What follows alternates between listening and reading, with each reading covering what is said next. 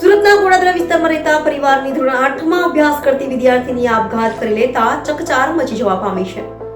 સુરતના ગોડાદરા વિસ્તારમાં રહેતી પરિવારની વિદ્યાર્થીનીએ આપઘાત કરતા ચકચાર મચી જવા પામી છે. વાત એમ છે કે સુરતના ગોડાદરા વિસ્તારમાં રહેતી અને ગોડાદરા ખાતે આવેલી આદર્શ પબ્લિક શાળામાં અભ્યાસ કરતી ધોરણ 8ની વિદ્યાર્થીએ આપઘાત કરી લીધો હતો.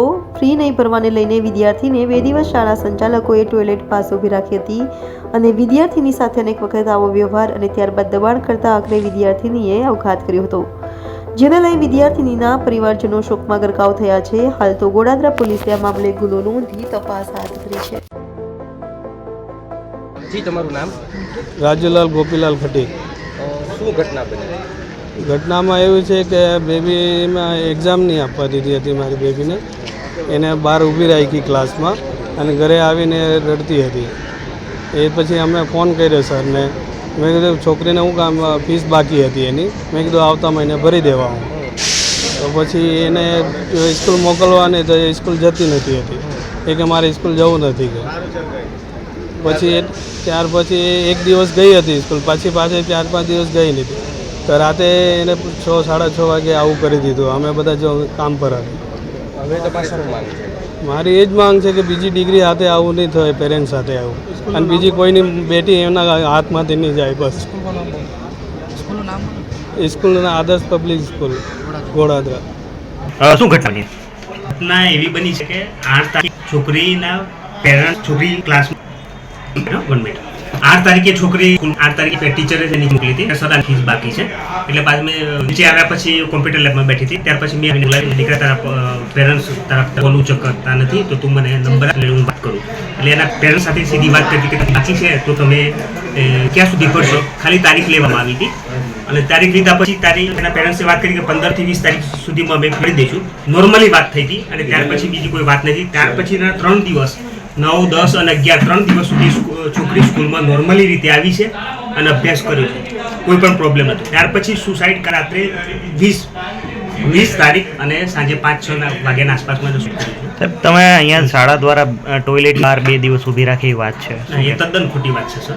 અમે કોઈ પણ છોકરાને કોઈ પનિશમેન્ટ કરતા જ નથી.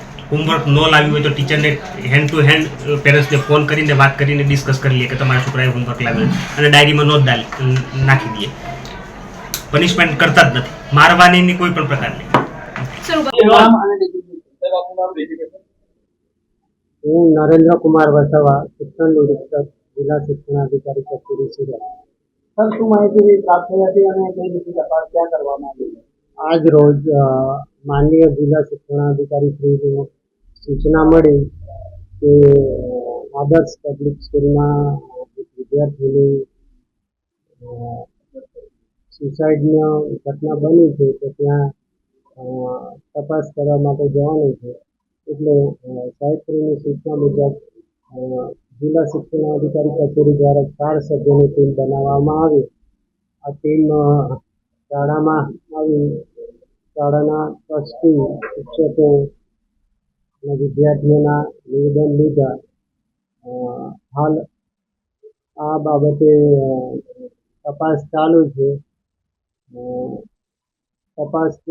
તપાસનો રિપોર્ટ કચેરીમાં જમા કરાવવામાં આવશે અને આગળની કાર્યવાહી જિલ્લા શિક્ષણાધિકારી કચેરી સાહેબશ્રી દ્વારા આગળ જે પણ કાર્યવાહી હશે એ જણાવે.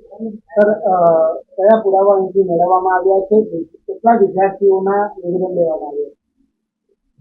હાલ જે વિદ્યાર્થીની જે ક્લાસમાં અભ્યાસ કર્યું એ ત્યાંથી 10 થી 11 વિદ્યાર્થીઓના નિવેદન લેવામાં આવ્યા છે અને એના આધારે તપાસ ચાલુ છે. પ્રાથમિક તપાસમાં શું બહાર આવ્યું?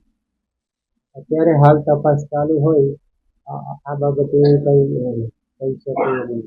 આ સિવાયના પુરાવા શું લેવામાં આવ્યા? હાલ જે શાળાના શિક્ષકો અને એમના ટ્રસ્ટી છે એમના લેખિત નિવેદન લેવામાં આવ્યા છે. સીસીટીવીના ફૂટેજ મેળવવાની કાર્યવાહી હાલ ચાલુ છે.